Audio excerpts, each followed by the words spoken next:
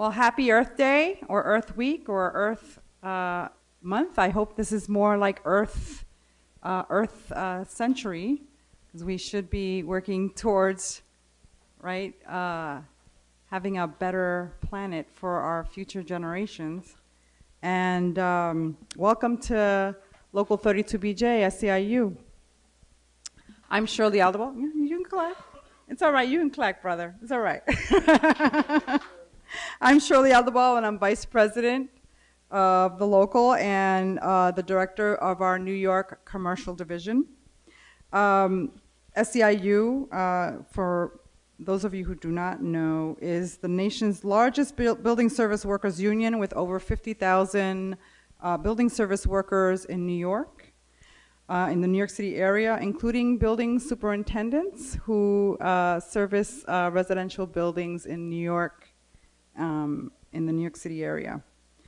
And we also have resident managers, supers, porters who service multifamily residential buildings. We're happy to co-sponsor this event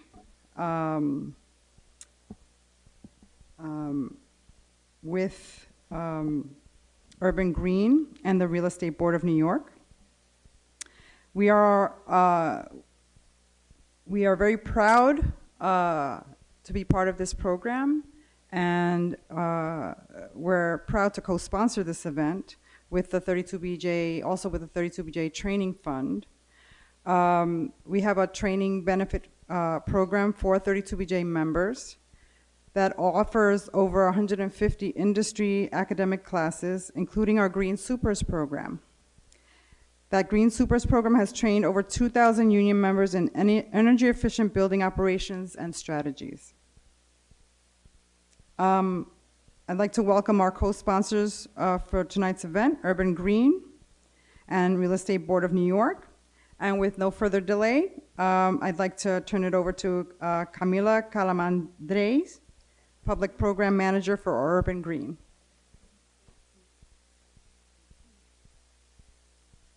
Thanks, guys. Is this good? Can you hear me? Okay. So my name is Camila Calamandre. I'm the Public Programs Manager for Urban Green Council. Thank you, 32BJ. Thank you for hosting us and for being an event partner. Thank you to REBNY for being an event partner. This Urban Green Council is a nonprofit, a green building nonprofit, and tonight's work and tonight's panel is a perfect example of how we like to work. We like to look at where we can make the most impact on buildings in New York, where we can look for the most energy savings opportunities, opportunities to reduce carbon emissions, and find the most practical execution of what we can do to make those changes to move New York to being a more sustainable city. So we really appreciate all the work you all do on a daily basis to keep everything running at an optimum mode and practice, and we're hoping that tonight you actually go home with actual concrete things you can do in your building. We want to thank NYSERDA for funding this research. We want to thank Stephen Winter Associates for working with us with Urban Green Council to produce this research, and tonight you're going to hear some terrific case studies.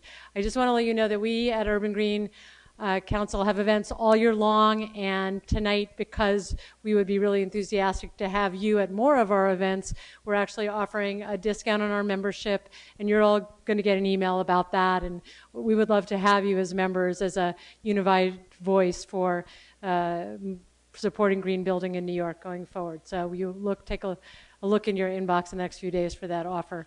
Anyway, with no further ado, Eric Duchamp from Cushman Wakefield has agreed to be our illustrious moderator for tonight.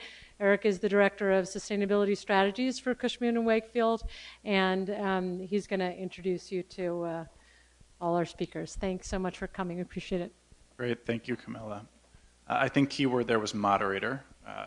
These are our smart panelists that I will introduce in a second, but first I wanted to extend a big thank you to Camilla, Jessica, I saw you in the back before, Urban Green Council for putting on a great event tonight.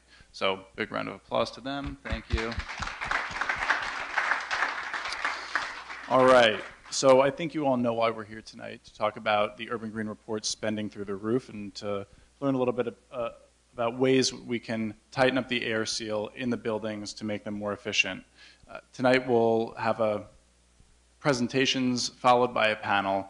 Our presentations will be led by these four gentlemen, who I'll introduce right now.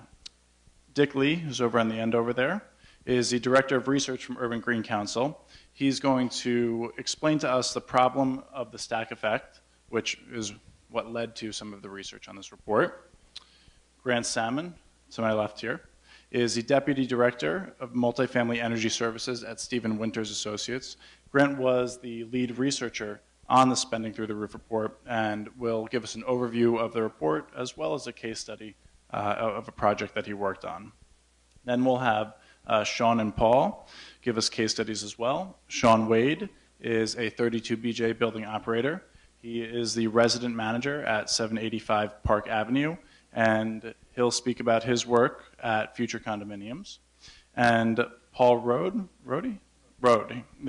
is the Senior Vice President of Engineering and Energy Management at the Related Management Company, and will tell us about his work with French Apartments. So we're going to shuffle around a little bit now. I'll be taking questions at times when I'm taking questions, so you'll know about it. I'll ask that everyone just stands up and asks the questions in as loud of a voice as possible, because we're not going to run around with a microphone. I'll repeat the question to whoever it's being asked to, and then we'll answer. So let's head down to our seats, and I'll get Dick set up for his presentation.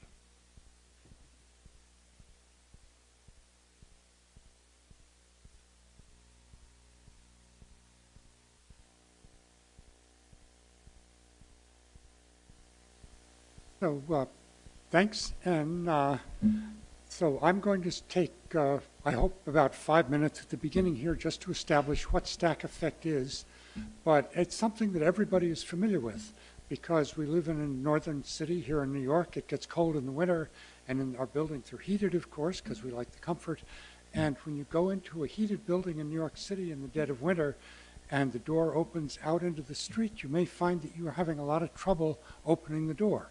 And you may find that you're having a lot of trouble opening the door, and that's because there is air pressure pushing the door shut. When you do manage to get the door open, a big rush of air pushes you right in through it, and that's stack effect. And that air going past you is also coming up and going out somewhere after it's been heated up. So you also used fuel to heat the air up. So we're going to take a quick look at why this happens, and then the succeeding speakers will tell you things you can do about it. But first, both the folks at Urban Green who worked on this, Cecil Scheib, Russell Unger, Jamie Kleinberg, and myself, and the Stephen Winter Group, Grant and Robin Neary and Mark Zuluaga, all want to thank NYSERDA for providing the funding that made the whole thing possible. So without them, wouldn't have happened, and we are indeed grateful. So to understand stack effect, first think about the fact that in many industrial applications, one doesn't say chimney, one says stack. It's pretty much the same thing. If you've got a fire down in a contained space, I'm showing you a run-of-the-mill fireplace, you get hot gases coming out, and they go up a chimney, and they go out into the outside world.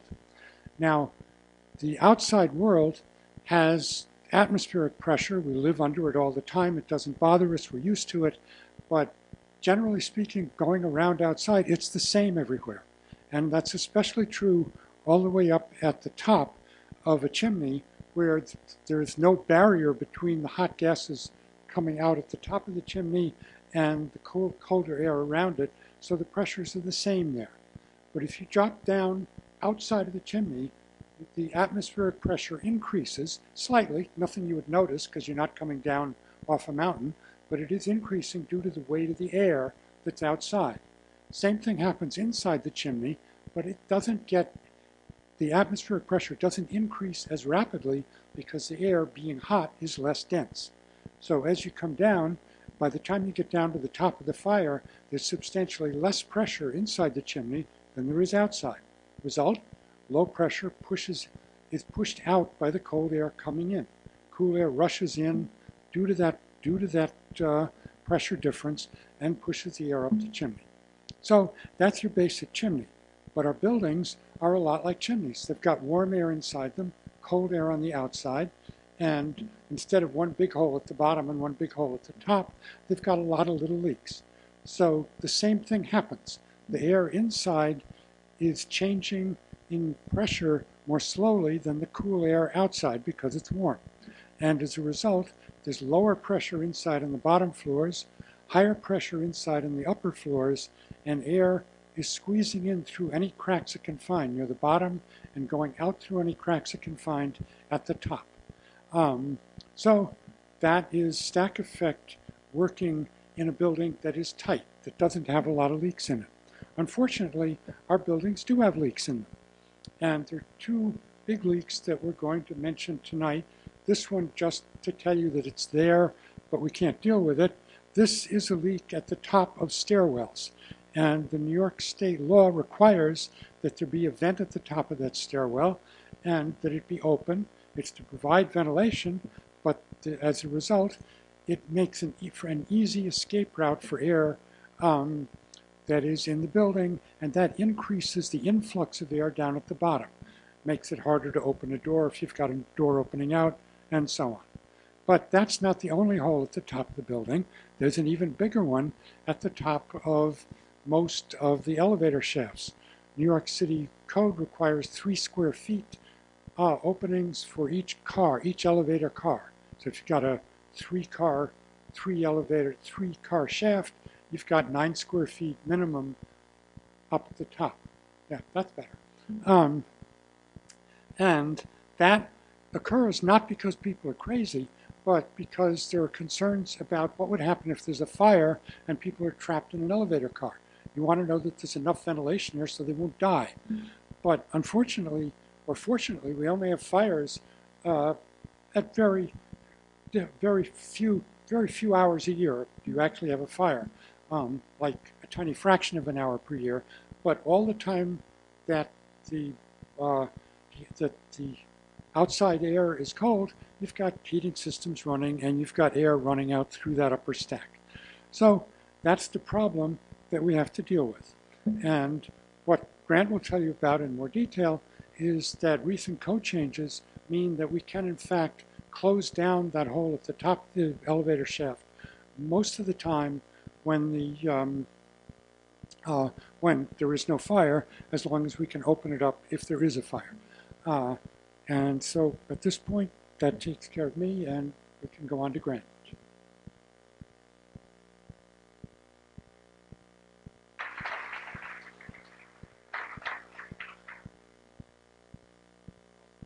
Thank Dick for that as I set Grant up here. Tell us about the report, how we solved the problem that Dick just gave us. Grant? Very much, Eric, and thank you, Dick, for setting the table here for the discussion now. So the topic here, of course, is going to be focused largely around these vent openings Dick just described that are high on the building. But I think the conversation is also going to evolve a little bit into the topic of air infiltration, why that's such an important topic. Let's start with these roof holes, because they can be some of the largest holes in the building. We've been looking at this issue for several years now. You know, I've been at Stephen Winter Associates for going on 4 years, and from the day I walked in the door there, everybody's been saying, why do we have these holes? Why are these vents always open? What's going on with this? And frankly, there's never been a real good answer.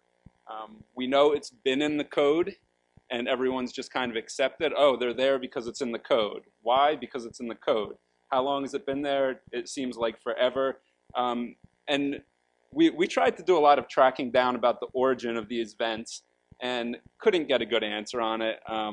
I was at the ASHRAE seminar in New York last winter and kind of pinned down the guy who is the guru on fire safety and smoke engineering, figuring he might have some insights. He didn't have the background on it. So it's something that's, in terms of post-war construction in New York City, this has always been a phenomenon, never been a real good answer for it. So this research project is a response to that, is We're saying, look, there's this wasteful situation. It's contributing to stack effect, contributing to heat loss, and let's see what we can do about it. So as Dick had mentioned, this went through a NYSERDA research project where we started it in anticipation of a pending code change. So we kind of understood that the 2014 construction code was going to be adopted, and we knew that was coming at the end of 2014. As it were, it was early 2015, but we managed to time the research such that the report was released to coincide with a code change. And the code change is really pretty slight. I have it highlighted in the red box there. Everything above the red box was already available as technology to address this issue. Okay? Only what is highlighted in the red is new. And that exception right there is saying that for the first time ever, we can close all 3 square feet of that vent opening. Right? So going back to past iterations of the code, as Dick mentioned, 3 square feet per elevator car, okay? You've previously been able to close down 2/3 of that required vent opening. So that's fairly substantial, and we've seen it in a lot of buildings that have already kind of been a little more progressive, have closed down the vents, or more modern designs where the 2/3 vent area is closed on a mechanical louver. But what this code change has done for the first time has been allowed us to close 3/3 of the required vent opening, which has a considerable benefit to contribution to those stack effect pressures. I'll admit we were trying to be a little bit opportunistic with how we timed this whole thing, and it's a topic that's been on our mind for a long time, and the code climate changed, and the report came together at the right time, and we're really trying to bring attention to this issue because we find it to be kind of silly that we leave holes open at the tops of our buildings when there really doesn't seem to be a need for it for almost every operating hour the building will ever experience. So getting into what was this study all about and how did it actually evolve? It was going back to the winter, the heating season of 2013-2014, where we really started to do a lot of the testing that fed into the results of this project here.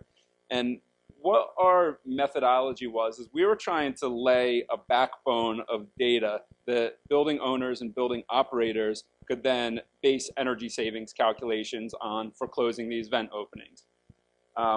We brought 15 buildings into the study, and that was a mixture of multifamily residential buildings and a couple of hotels, which seem to be governed by the same applicable codes. And we went through and did a series of tests on each one of these buildings. And we were locating the vents, measuring pressures across the vents, and correlating airflow to the differential pressures. So basically, we were able to get to the point that, New York City specifically, average winter temperature, roughly 40 degrees from day one of the heating season to the end of the heating season. So we were able to figure out through the research that we did, what is the average pressure drop across these vents through the course of a typical heating season. And by using some smart math and whatnot, and regression analyses that my colleague Robin Neri over there. Robin, please wave your hand because you did the heavy lifting on a lot of this here, so thank you. We were able to put together the actual heat loss and attribute it to give us the energy penalty of these open vents. Here's just a little chart of kind of the way the regressions worked and what data was actually looking like. Squiggly lines everywhere are representative of trends of outdoor temperature versus differential pressure across the vent openings. We were then using various forms of calibrated instrumentation to actually take the airflow measurements. So we would use hot wire anemometers. We would use blower doors to do actual calibrated pressure tests on the different vent openings in the different rooms. So after bringing all this data in, really working the numbers, we were able to get a normalized data set that gave us energy penalty per square foot of vent area. And the results we thought were actually they exceeded what our expectations were going in. We were expecting to find something on the order of around $9 million per year of energy savings in New York City alone, and it wound up being slightly greater than that. It was around $11 million a year. That's 80,000 barrels of oil, 30,000 metric tons of equivalent CO2. And the graphic that our partners at Urban Green came up with, I think is one that's resonated. And that's there is enough heated air being lost through these vents in the winter months to fill 29,000 Empire State Buildings. So that was a pretty cool image that came out of this.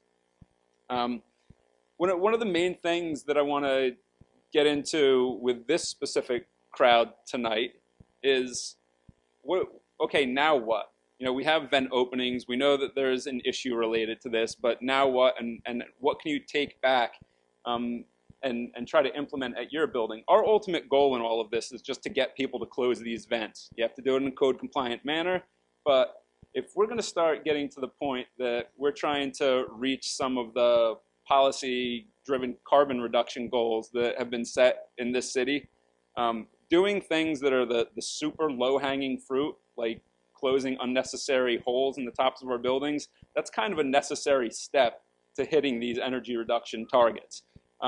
So for the folks in the crowd here, you know, should you have the opportunity to get into one of your buildings and take a look around, get up to the roof, find the vent.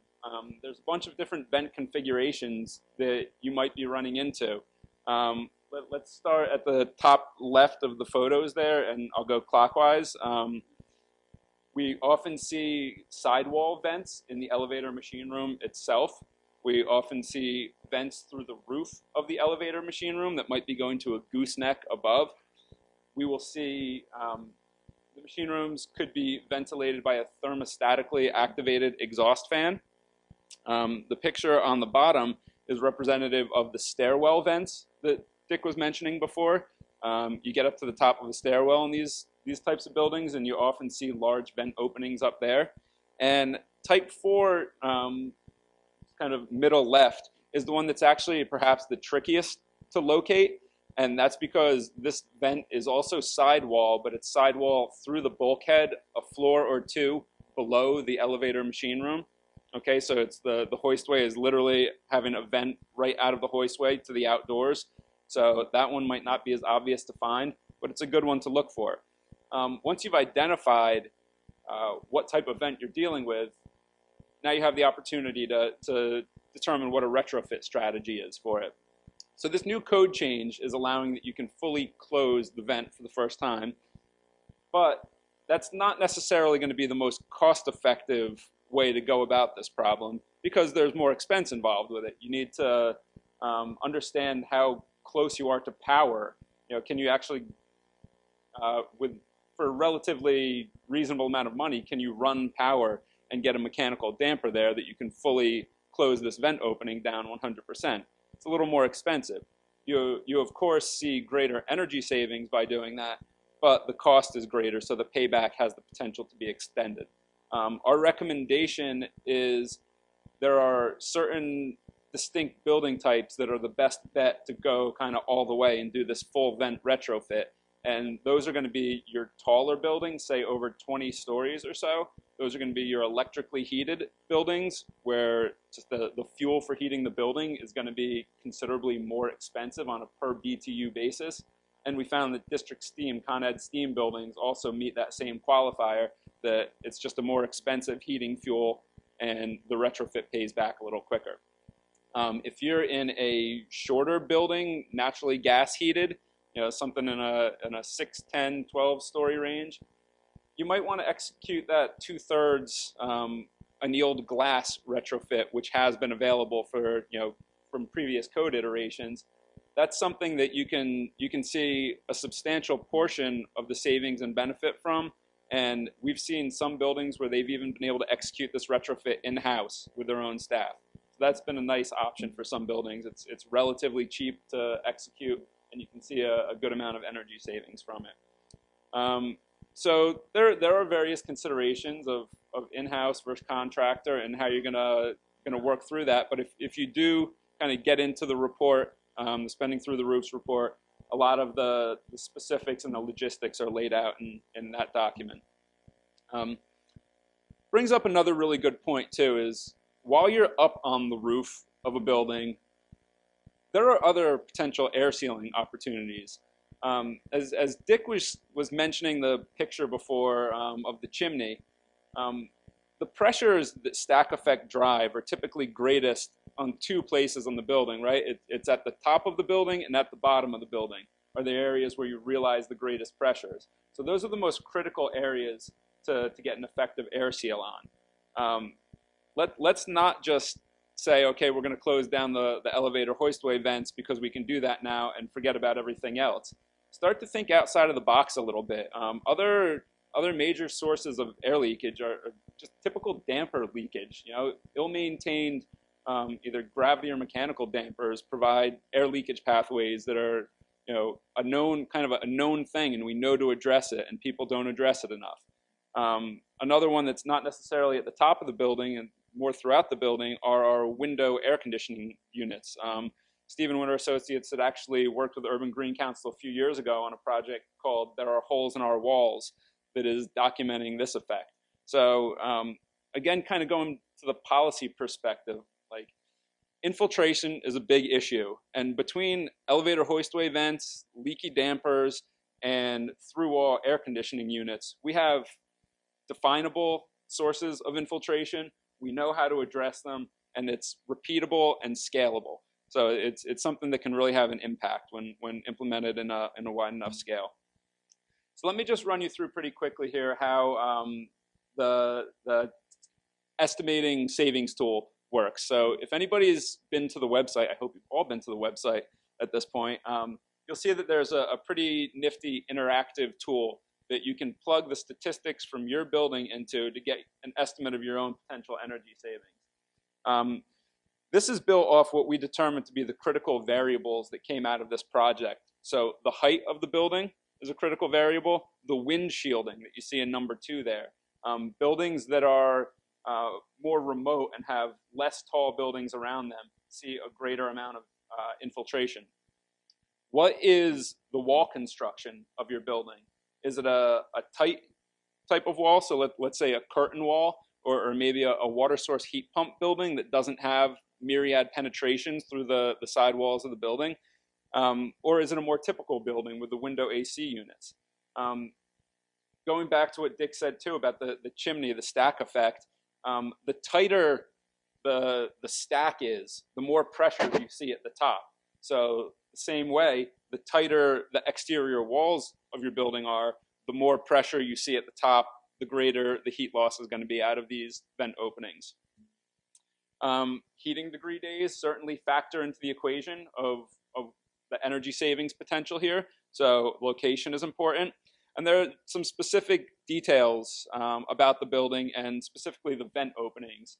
And that's really getting towards getting a good approximation of what the total square footage of the vent openings are and what the free vent area of those are. So you can plug those things in, and this little interactive tool will give you an estimate of, you know, how many dollars per year your building can save by closing these vents down, which is this slide right here. So it's a pretty neat tool. I urge you all to check it out. And lastly, it's a very quick case study. I only really have one slide here of Roosevelt Landings. Not sure if you folks are familiar with that project. That complex is 9 buildings and about 1 million square feet out on Roosevelt Island. And they did one of the more aggressive air sealing packages that we've seen at any property in New York City. In fact, I can't think of a better example. They did lots of in-unit air sealing. They sealed around the through-wall AC units. They caulked in baseboards, et cetera, et cetera. And they tested these with blower doors, so it was a guided kind of methodological test procedure that they made sure they got the big holes in this building, but they also sealed these elevator vents. And it was one of the first examples we had of a building that actually did this as a retrofit. You know, this was their intention, was to minimize infiltration to the building. The picture right here this is the annealed glass retrofit. If this project had been taking place right now, I'm quite certain they would have fully dampered down the vent openings and gone with a motorized damper approach. It's an electrically heated building. It would have paid off. They did this a couple years ago before the code change, so this wasn't a technology available to them at that point in time. But it was a really good case study, and in terms of the total energy savings they were estimating at this complex, just through the air sealing that they did, about $300,000 a year, with better than a 5-year payback. So it was a fantastic example of how building owners, building operators can address the impact of air infiltration, have really positive changes, and can start trying to meet the goals that we have as a city, and make some really positive improvements to their buildings. Thank you. Great. Well, thank you, Grant. So in the past 20 minutes or so, we've heard a lot. We've learned a lot, right? The stack effect. We've learned about codes and how they apply to open air vents at the tops of buildings. We've learned how not to waste money by letting the air escape through those vents. So I just want to take a second here before we continue on with some real world examples to ask if anyone has any questions on what we've learned so far. Sure. So as I said, I'll repeat the question back and tell me who you're asking. Does this annealed glass solution, which the code, I guess, no longer requires, does it still have any economic viability given the new code? So the question was, does the annealed glass solution have any economic viability given the new code? Yes, absolutely. And it's actually still potentially the more cost-effective way to go about things. As I was trying to illustrate, the cost associated with doing the full mechanical damper, that could be $5,000, $10,000, $15,000 per vent, right? So that can get fairly costly. This annealed glass retrofit, we estimate, $1,000 or less.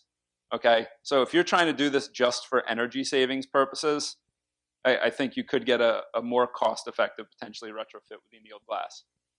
What's the difference from the smoke vantage point of annealed glass versus cinder block? I mean, you're blocking the path. Is this meant to break into the fire or something? The question was what the difference is between annealed glass and a closed wall in terms of smoke control. I think the intention, again, the origin of some of these things is still hazy to me, but I think the idea is that fire responders could easily break the window and more fully vent the smoke out of the shaft.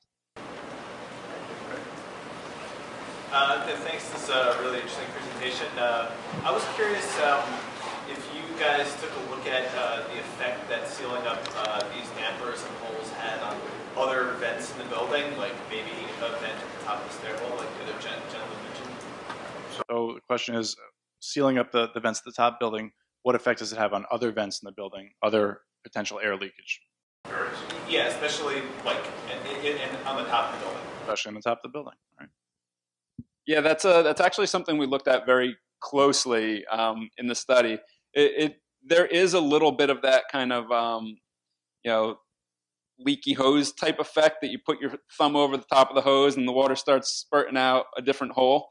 But the magnitude, what our findings were, is that the magnitude of the pressures in the building were quite a bit. They were so large that closing down this vent had a relatively minor impact on the distribution of pressures in other areas of the building. We did account for it in our savings calculations, though. And what we did is we didn't take a 100% savings of airflow through those vent openings. It's derated by, I think it's a 70% factor to account for that redistribution of stack pressures.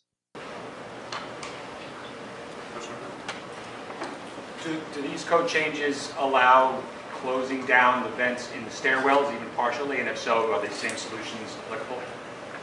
Do these code changes allow for changing in the stairwell? Also something that we looked into a lot. Dick got into this just a little tiny bit in his the beginning of the presentation. Stairwells are not the vents at the top of stairwells are not governed by the same codes that the elevator hoistways are. They're actually governed by the multiple dwelling law. So this is a state law, and this is actually dating back to 1929. This has been on the books for a really long time. So long story short is, no, it doesn't seem like you can fully close the vents at the top of stairwells. What you can do is you can restrict them to a minimum allowable vent opening.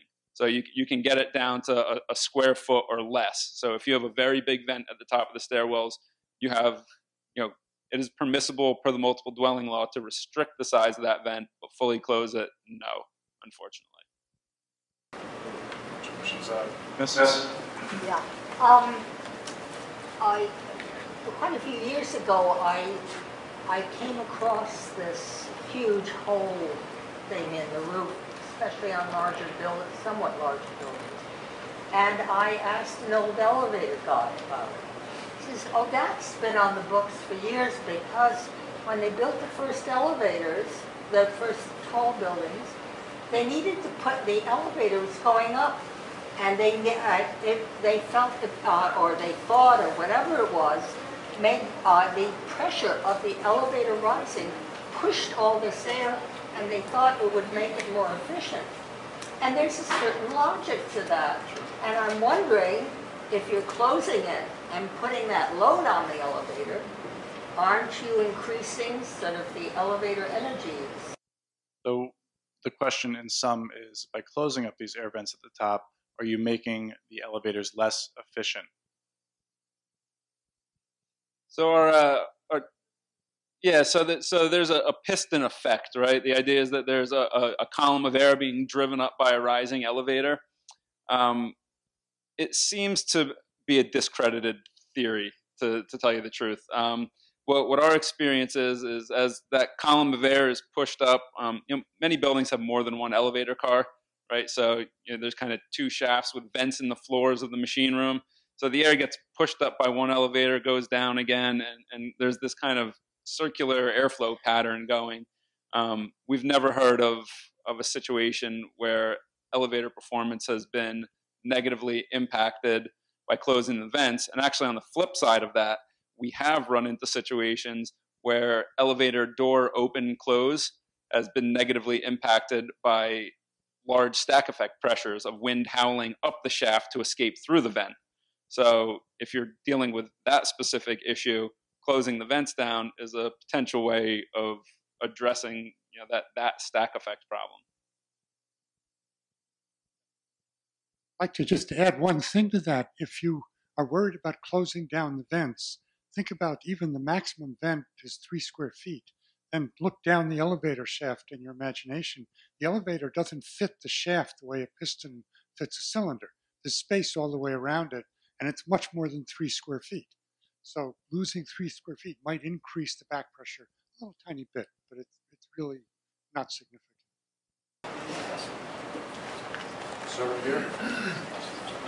In the case of your Roosevelt landing, so you seal the vent, right? And then the code says that in the event of a fire, you have to manually open the vent or whatever. What are they doing there? So code saying you have to manually open the vent in the case of a fire. What do you do? So I've taken a lot of care to not try to be coming at this from the fire safety angle, because that's not what I do. I'm an energy consultant. But I did do a lot of kind of research into it because it's a related thing. What my understanding is that that's not probably the way they're fighting the fire anyway.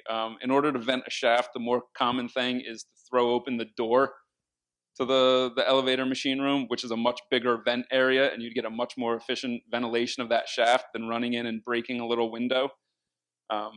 And nowhere in any code does it say you have to break the window. It says the window has to be capable, 1/8 of an inch pane of glass, so it can be readily broken. But what I understand of FDNY operating procedures are that that's probably not part of their plan to begin with. Sir. Did your study consider if you seal up these buildings top, the impact on the comfort level? Did the study consider if you seal the buildings at the top, the impact on the comfort level? So it's nothing, comfort wasn't really something that we measured, in any real way. We didn't like measure temperature or anything to that effect. So everything's going to be kind of anecdotal and theoretical about infiltration, right? That as you minimize infiltration, you are cutting down on drafts in the building, right? So there's the qualitative benefit of that. In the event of a prolonged service disruption, the building will retain heat for a longer period of time. Probably the best piece of information that I have related to the comfort issue was some data points that we were provided by an HVAC contractor in Florida who has been retrofitting these vents closed for years. They've been allowed to do it in Florida because they're not on New York City local code. They've been retrofitting these vents closed, and he sent some data on humidity levels in the building, where the building went from uncontrollably high levels of relative humidity during the summer to manageable levels. So, I mean, it's not a stretch to draw a correlation between improved comfort and reduced infiltration at all. They go hand in hand. Matter of time, we're going to take one more, and then we're going to move on to case studies.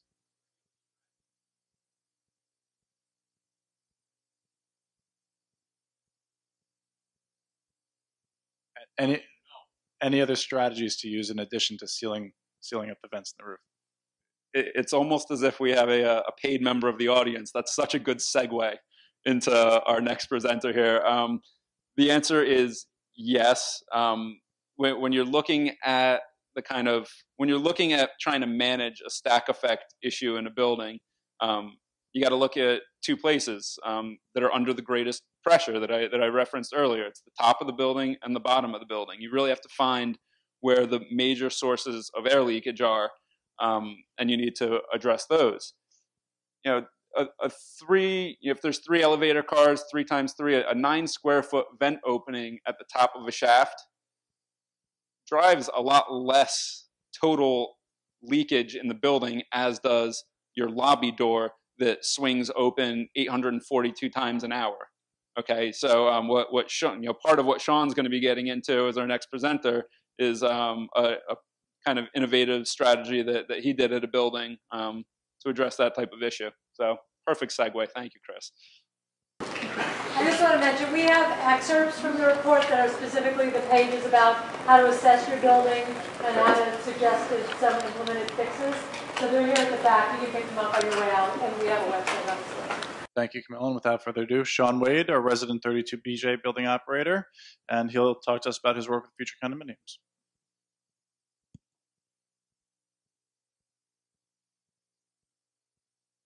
Good evening, everyone. My name is Sean Wade. I'm currently the resident manager at 785 Park Avenue, which is a pre-war building. I've been doing this for about 10 years. And the future condominium was a rare breed of stock. It's a modern glass and aluminum building. It's 36 stories tall. It has high-speed elevators. So there wasn't much data on it. And when the whole green world came together, and I took the first lead course here at 32BJ with Grant's predecessor. Some of these things you have to get creative with. After 10 years, I've gone out and got my CEM, which is a very rare thing in this industry. So one of the things I've learned there and through experience is to never take these projects separately. You always approach these projects as a whole building. Tonight I'll be addressing the specifics of air sealing with weather stripping and thermal barriers. A thermal barrier is an air barrier. That's my background. I'm a veteran from the United States Marine Corps. I was in Operation Enduring Freedom and Operation Iraqi Freedom. And it is my belief that energy is the most important issue today, and we need to save as much of it as we can. I've done studies for every Marine that goes to combat. We can save one and keep one here, keep us home, if you save 100 barrels of oil. You've seen these on medical labels, right? You take a pill to get better, but there's side effects. The same thing happens when you approach a building. You touch one system, something is going to be affected in another system. We like our side effects to be positive energy savings, but sometimes if you change something, you can create something else. So just be careful, be cautious, and approach it the way a doctor approaches a patient. Diagnose the whole patient. Use a cost-benefit approach, not so much your return on investment. And be careful of the low-hanging fruit. Low-hanging fruit sometimes can be bad fruit.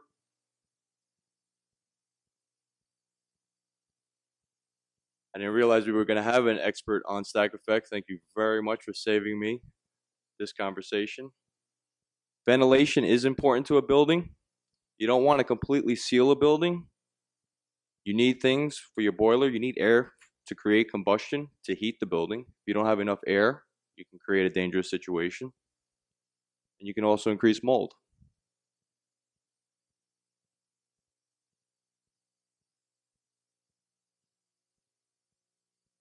So the future condo had PTAC units, which were through the wall, and they were sealed with nothing but metal on metal.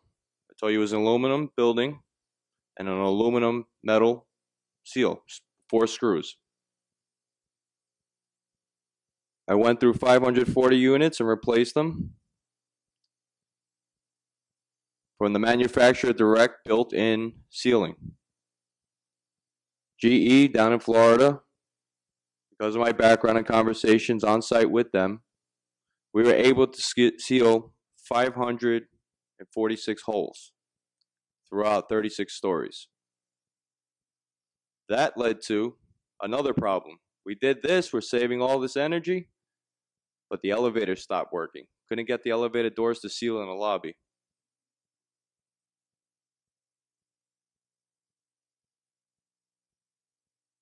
So I became a weatherman, and I had to come up with something. So I created an atmospheric seal. Think double pane windows, right? There's a space of air in between, and that's what makes them energy efficient because of the argon gas in between. We can create wind and control it. I don't know how good this slide came out, but if you need to see it, I can email it to you. I'm sure the folks at U.S. Green Building Council or 32BJ can send it to you. The bottom picture was the existing condition. It was a solid door with a TV on it. Also drove me crazy because my doorman, instead of being by the door, he wanted to watch TV.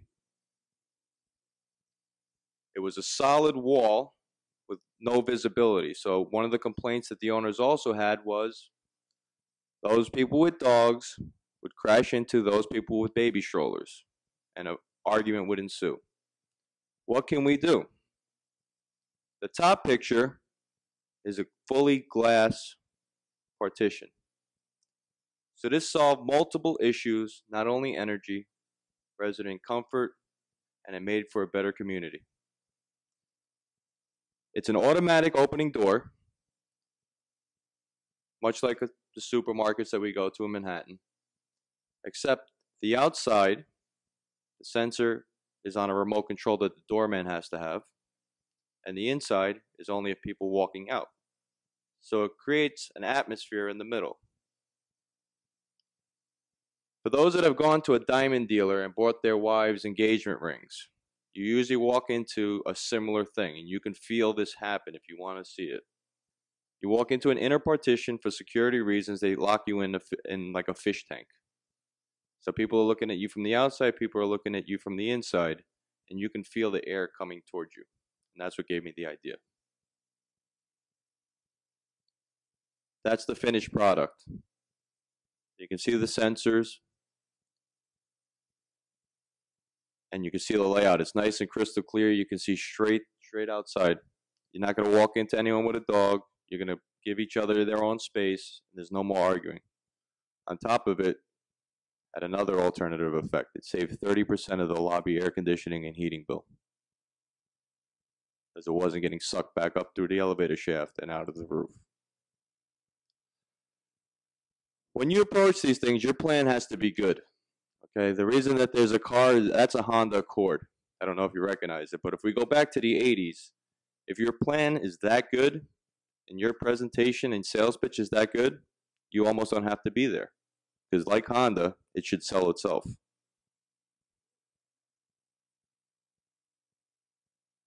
This is a little acronym that I picked up, and every once in a while, Linda and the folks from the school allow me to give a class. And this is something that I teach my students, I teach my friends, and I taught my Marines. The acronym is BAMSIS, if you read the acronym down letter by letter. You can apply this every day, and if you apply this to energy, you'll be successful. Begin a diagnosis.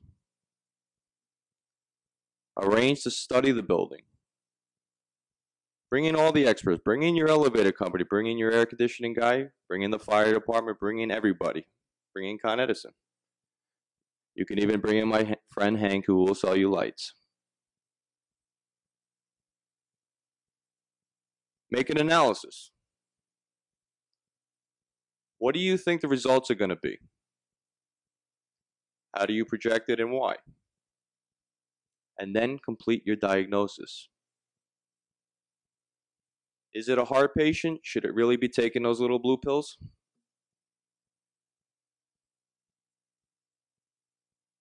Then give your report to your board, your owner, your shareholders, whoever's paying for this ultimately.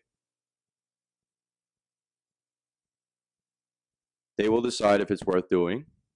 If they believe in you and they believe in this, and you sold the Honda Accord to them, you're going to be completing the project.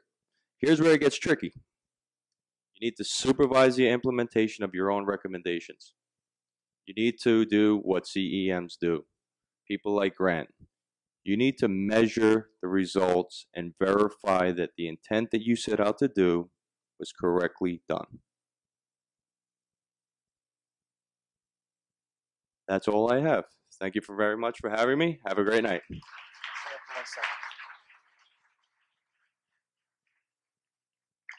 Thank you, Sean. Let's take 2 questions for Sean, and we'll move on to Paul. Who's got one? Anyone? Was he that clear in his presentation? I think he was.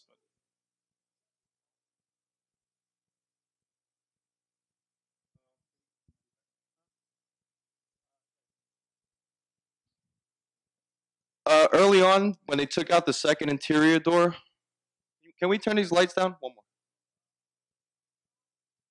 All connected? Is that one better? Initially, this space had another set of doors. At one point, there was 2 doormen. There was an outer doorman and an inner doorman when the building opened. They removed these doors because they wanted to get rid of a doorman and save some money. They installed the outer revolving door. That's a very good catch. But the revolving door, this whole ceiling, when they took this whole thing out, it was just bypassing over the airflow. It was 36 stories that it's like a vacuum cleaner running. If you stand on a roof, you will feel it blowing out, and Grant's been there and he can explain that to you. Do you have any other questions? Thank you again for having me. Oh, one more. So you said that you had to measure and verify everything to conclude the project and really show that it worked. How'd you do that? Through the use of CFM meters, and because I was a student of this amazing union that has gone out, we got a complimentary study from Stephen Winters Associates. So it saved me a lot of work. Thank you, Grant. That was a nice plug. All right. Invite Paul up to talk about his work. All right, thank you, everyone. You actually might find this somewhat similar to the previous presentation, but I will start with a brief outline of our project, which was an energy retrofit of the French apartments, the building in the center lower there. And the project was simply done. Actually, I should also give due credit to Stephen Winters Associates, our engineers and basically project designers on the project. The inspiration behind it was that we own this building very close to Hudson Yards, our major development that's ongoing right now, and we wanted to put some funding into the building, make the building energy efficient, and pay some attention to the affordable housing product that we had right next to these luxury products we have to sort of balance out the attention we spend on these things. And the concept was to do a deep energy retrofit. And the measures spanned everything from changing refrigerators out to changing the windows to reducing the infiltration and the stack effect. I shouldn't say changing the windows, but making the windows better barriers to wind and light and air, and improving the ventilation system, the steam distribution system, the boilers, and we're even now about to put a cogeneration system in the building. So a very, very, very comprehensive project.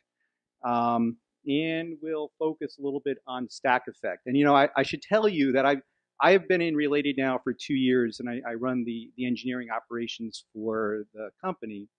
And not too long ago, I am very sensitive to the stack effect and to uncontrolled air movements in buildings being something you want to get your hands on.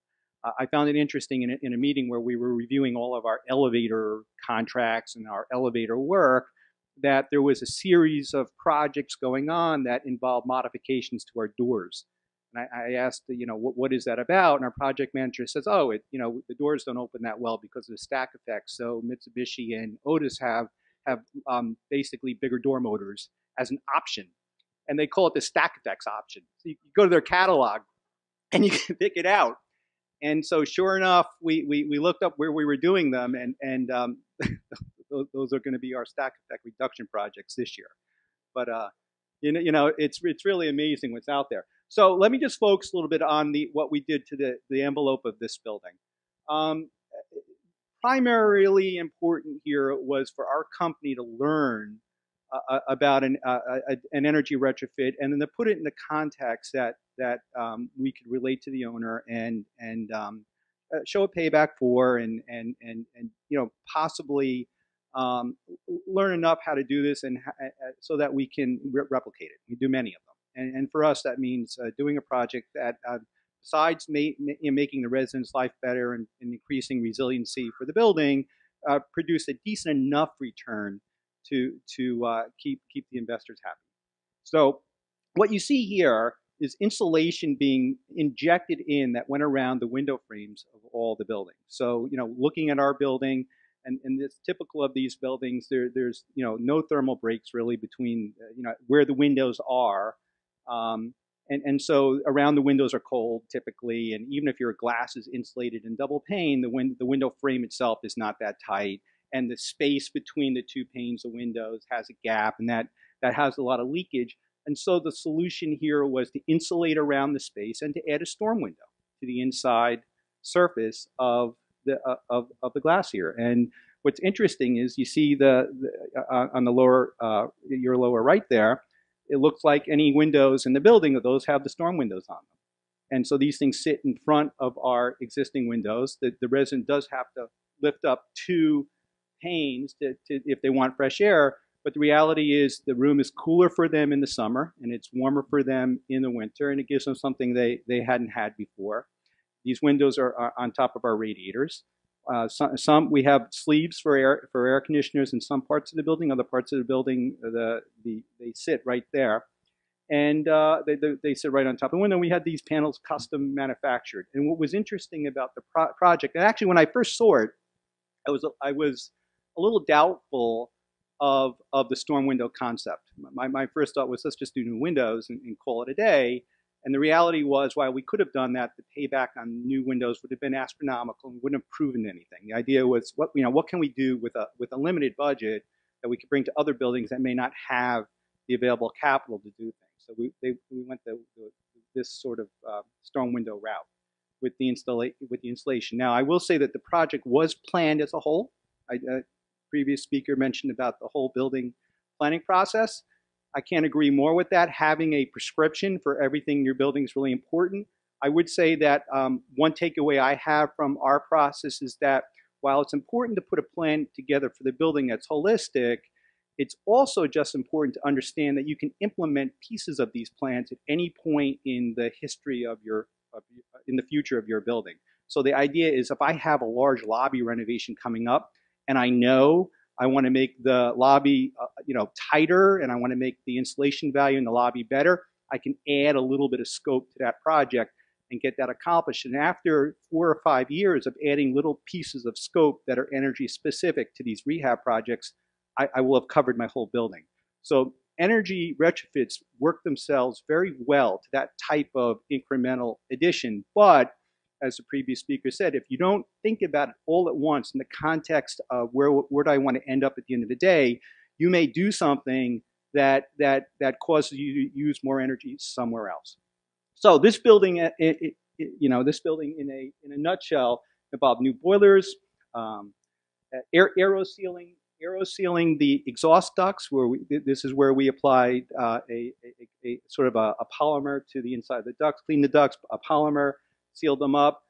We put constant volume regulators on the bathrooms and the bathrooms and the kitchens to pull just the right amount of air out of the spaces of the building. We did a lighting retrofit here as well, and we also did what we call a tenant or resident education program and offered them free LED lights if they turned in their lights for their desk lights. So the idea was to insulate the building, and we call that our load reduction measure, then make the building more efficient by putting new boilers in and temperature regulating valves on the radiators and some controls for the boilers, and our cogen system, which is going in soon, and then finally tenant education, telling the tenants what we did, educating them in terms of why we did it, so that they understand the purpose of the storm windows. We put cold stops in for all the sleeves, so that the idea now is we'll take your air conditioner out for you and store it.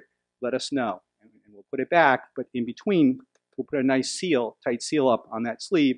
It saves everyone in the long run. Now, some interesting lessons learned during this whole process. The storm window thing is something that can be done in-house.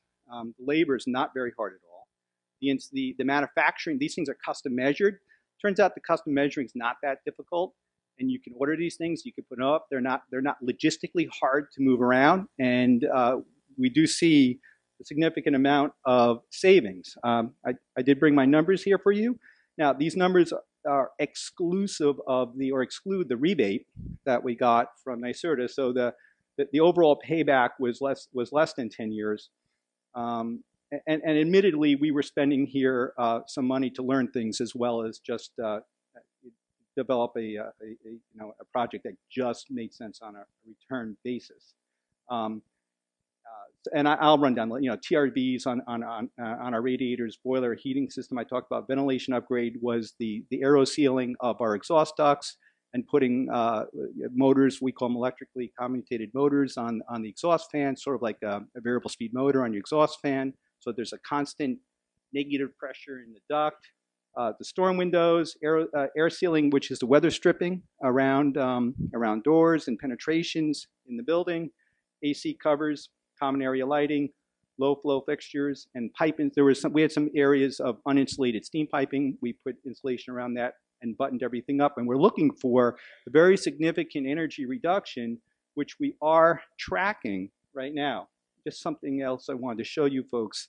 And I thought this might be of some value.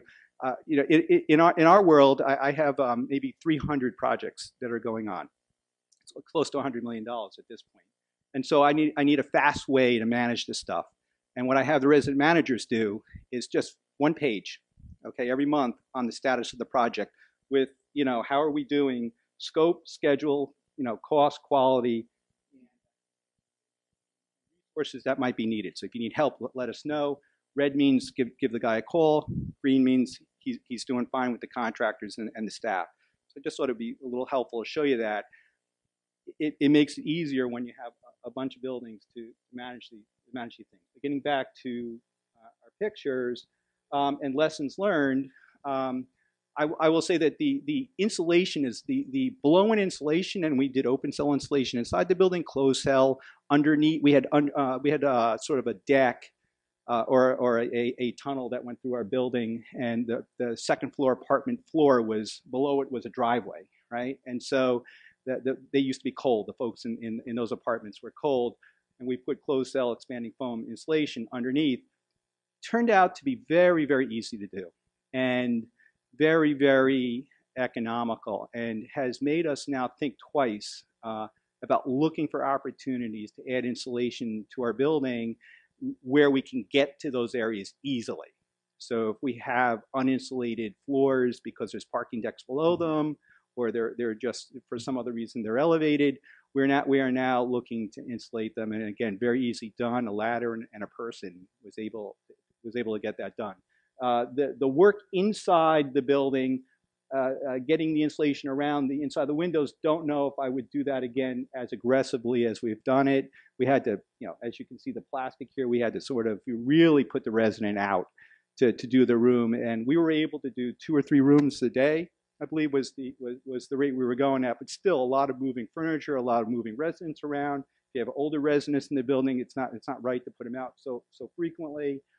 That on the other side of the coin, though, the storm windows went in seconds. They went in, we measured them. It was 1 trip to measure, another trip to install, and then a 3rd trip to show the resident how to operate and what the story was behind it. Very, very successful and easy to do. Okay, so that's what I have, and I would entertain any questions here on this. Yes? The storm windows, I assume that these are operable in the same way as the perhaps double-hung windows that are existing, or what? So storm windows operable the same way as double hung windows. These are, they're called quadra panels, and they are one piece of low E glass around this aluminum frame, and they are operable. They go up and down just like my great-grandmother would expect in her house.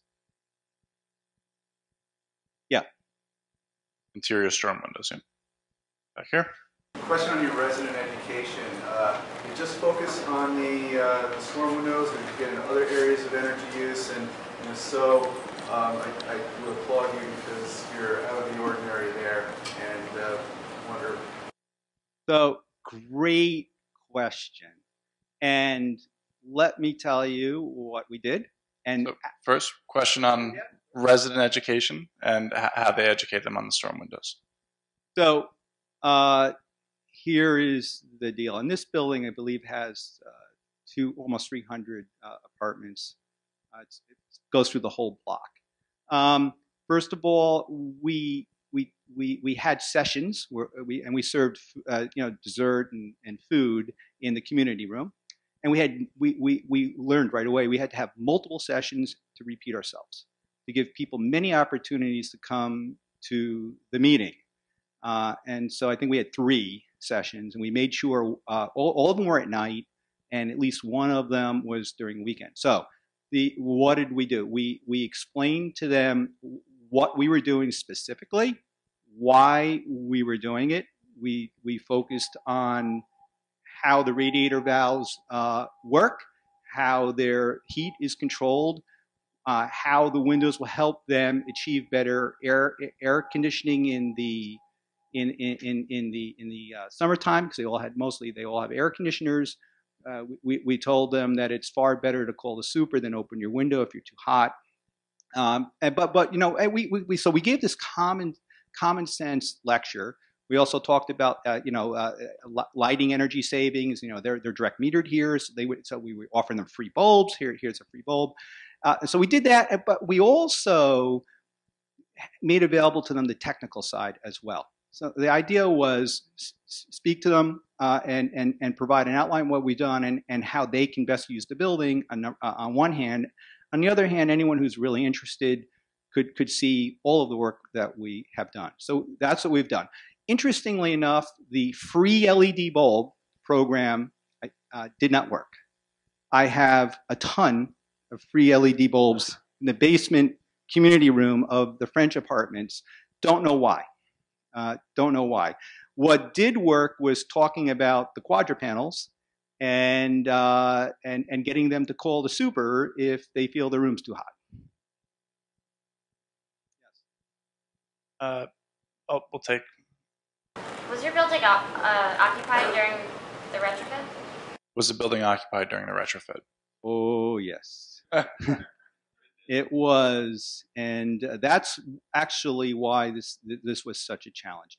About 70% of the residents we had no misfires with. We called up, made an appointment when we had to come in, did the work, left. 30%, or I should say the next 20% were a little difficult, and then I think there's like 5% that are just not going to get done. On your original list, you showed replacing the switchgear, and I was wondering what the energy benefit was there. So what is the energy benefit of replacing the switchgear? Absolutely zero.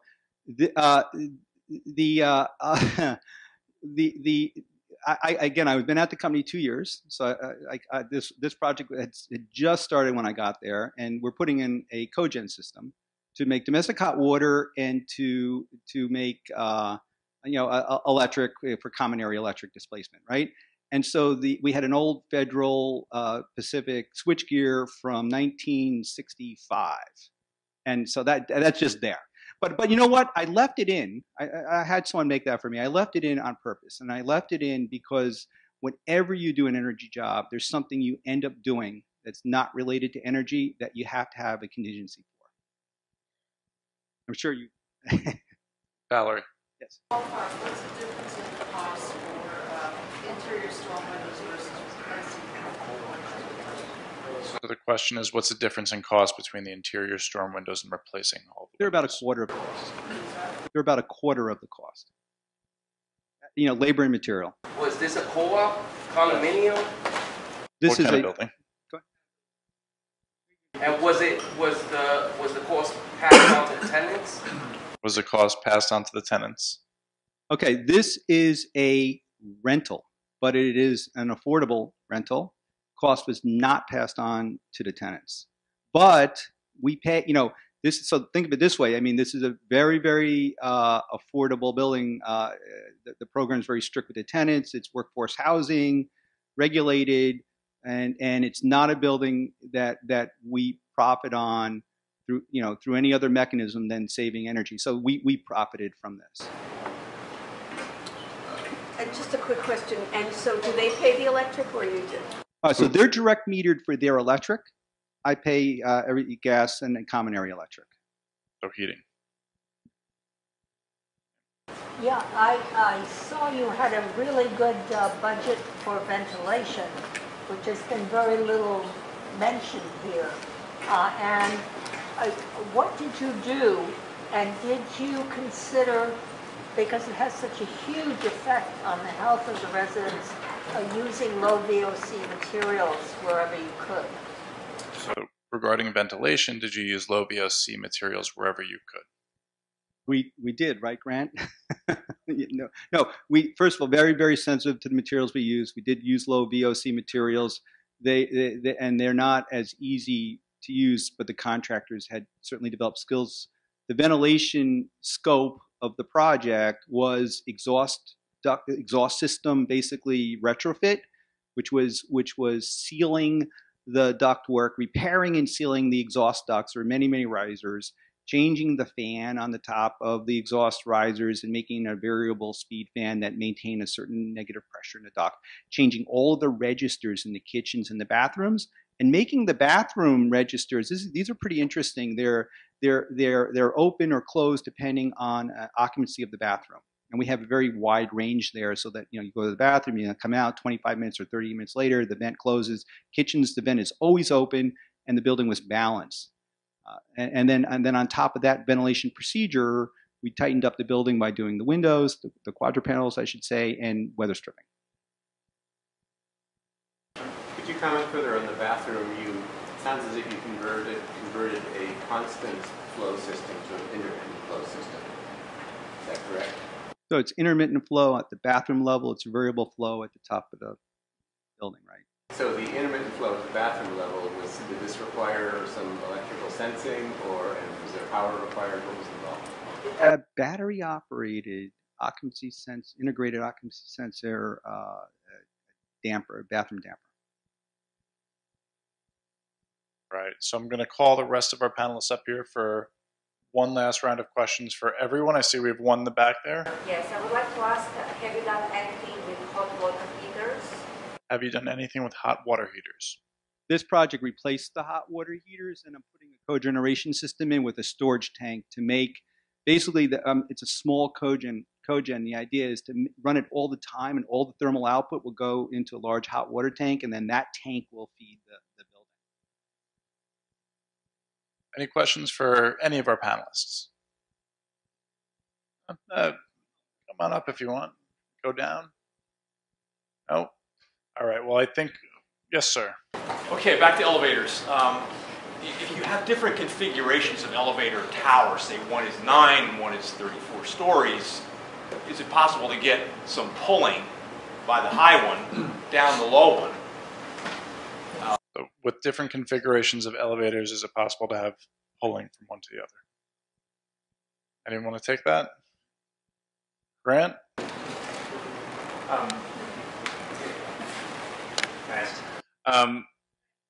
Sure, sorry.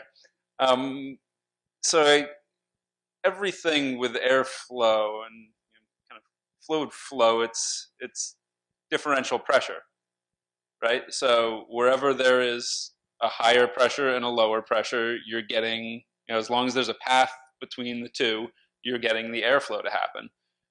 So if you're looking at a situation where, by the laws of physics, a taller stack has a greater total pressure that it's going to be realizing than a shorter stack will.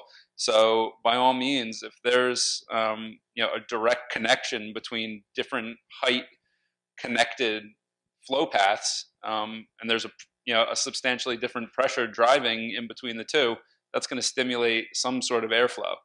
So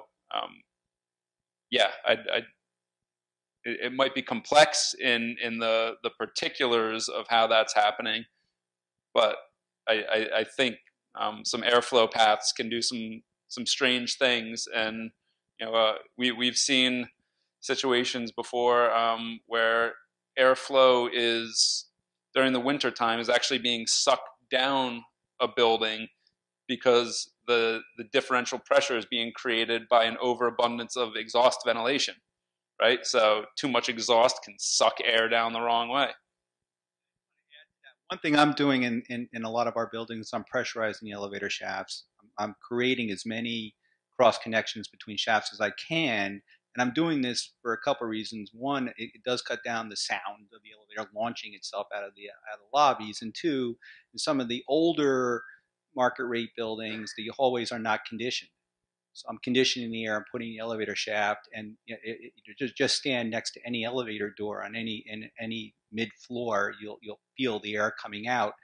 I'm using that to sort of keep the area in front of the elevators conditioned without putting an air conditioning system that's beyond what I need for breathing air.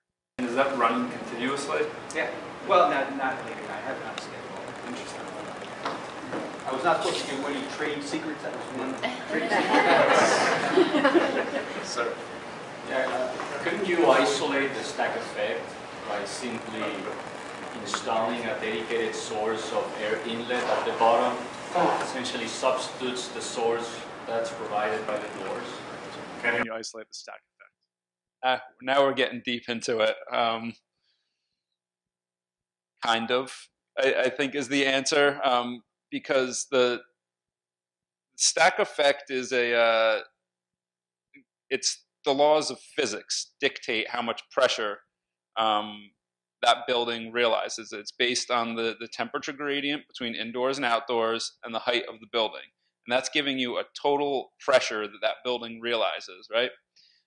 If you are to mechanically pressurize certain spaces, what you're doing is you're altering the distribution of where those pressures drop. Okay, so first thing that Sean said with his skull and crossbones image up there, I'd say that if you were pressurizing a space in an attempt to counteract stack effect pressures, you need to take great care to make sure that you're not inflaming a pressure-related airflow problem somewhere else in the building. And you're not using outdoor air to freeze the elevator. And you're- This boil- doesn't boils happen, everything. right? This is only a wintertime issue, right? In the summertime, it actually goes the other way. And if you guys didn't all hear Paul's point before he got the mic, is you also need to take care, if you're pressurizing with outdoor air, that you're tempering or conditioning that air so you're not freezing pipes, freezing elevator equipment, yada yada. Well, want to add one thing to that anecdotally. I have an owner now that calls down and says that she smells her neighbor's cooking every morning. But it's not every morning. We tracked it for a few weeks, and it's not so much winter, summer, but if there's a storm coming in, and I say to her, Mrs. So-and-so, that means it's going to rain tomorrow. I have a question for you. The automatic door and the revolving door, isn't your lobby egress passage exit to the street? Question is about the lobby doors and the automatic door and the revolving doors at egress passage. Yes, they are. The automatic doors, do they comply with the egress? They're ADA compliant, they're fire department compliant, they're DOB compliant, and the thickness of the glass is it's safety glass as well. They're breakaway panels. So, okay. Does sealing up any of these vents have any implications on fresh air requirements for occupants? Does sealing up any of the vents have implications on fresh air requirements? They do. That's why I put up the skull and crossbones. You want to do a CFM, you want a 4-to-1 hourly exchange of air. If you imagine air in cubic feet or 1-by-1 boxes, that air should go out of the ventilation, out of the building 4 times an hour. Right now, when I did the Future, I also did guard devices. Like I said, it was a much bigger project. I was invited tonight because of the door. There's a lot of engineering data that goes into this. Fans on the roof, how they run. You put in variable speed. I also put in variable speed at the Future. One thing will offset. It's like a mercury on a refrigeration system. If you've ever worked with it, it will balance itself. A building always will balance itself. If you have a bigger hole over here and a small hole over here, the bigger hole is going to draw air in, and the smaller air will have higher pressure going out. So the more you shrink, you're going to be sucking a larger volume from someplace else. Approach this with care, but if you do involve some really good engineering firms, they're here tonight. They can get you through it. Alrighty, any other questions before we close up shop tonight? We have one more here. One of the things that more and more intrigues me because of the health effect is heat recovery ventilation, which no one mentioned. But it's always expensive because it needs to be ducted as well as the expense of the unit. But has anyone, especially if you were related, because you're doing very high-end buildings as well. And how are you thinking about this, about integrating HRVs into the building? How are you thinking about heat recovery ventilation? All our new buildings have it, right? And it started with MEMA, which is our 42nd Street tower. We have enthalpy wheels on every major air handler there. So we have it now. That's for the common areas, right? And the commercial spaces. Something I will say, there's kind of a disconnect, right? In the codes with residential buildings, because we talk about exhaust rates and 4 exchanges an hour, but there's no, what about getting the air in the building, right? There's, through the hallways and undercutting the door, there's no real, there needs to be some thought put on that. And if you do a really good job tightening your building up, how's the air, what happens? Because the engineers who laid out the residential buildings, the assumptions were made that they're so leaky that, let's pull the air out. Then some buildings are supplied through the corridors, but we're not really, some focus needs to be put there. I'd like to jump in on that also, just to say that where we're going a little more long-term is that cutting down on all of the uncontrolled infiltration, which gives you fresh air on a day when there's wind or when the stack effect is working, and gives you no fresh air on a calm day in summer when you might want a breeze. So you're relying on leaks to provide ventilation is basically not a bright way to go about this. And where all buildings are going to go, I hope soon, is where Passive House is today, which is controlled heat recovery ventilation, providing code minimum levels of ventilation, what you need to keep people comfortable, what you need to keep mold from growing. And in small buildings, Passive House has demonstrably done this over and over and over again. It's not what's sort of rocket science, but it's totally understood rocket science in the small building regime. The place where it's still very much a developmental issue is in tall buildings, big buildings, buildings with central air, that sort of thing. There are one or two examples now under construction in New York. There are a couple of certified buildings in Europe, and it is much further advanced in Europe than it is here.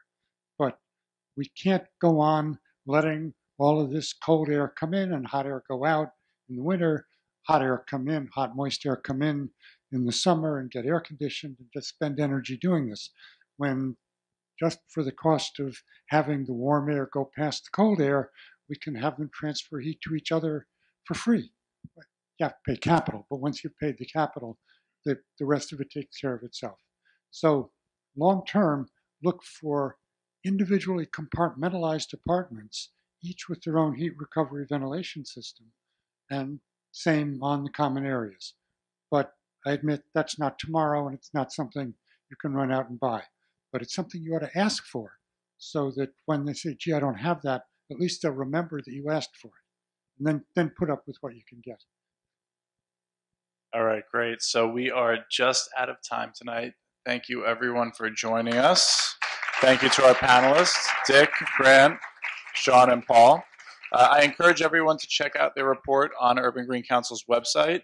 And I think we've learned tonight that if the calculator on there doesn't work for you, call Stephen Winters. So thank you once again, 32BJ, Rebney, and Urban Green. Thanks, everyone.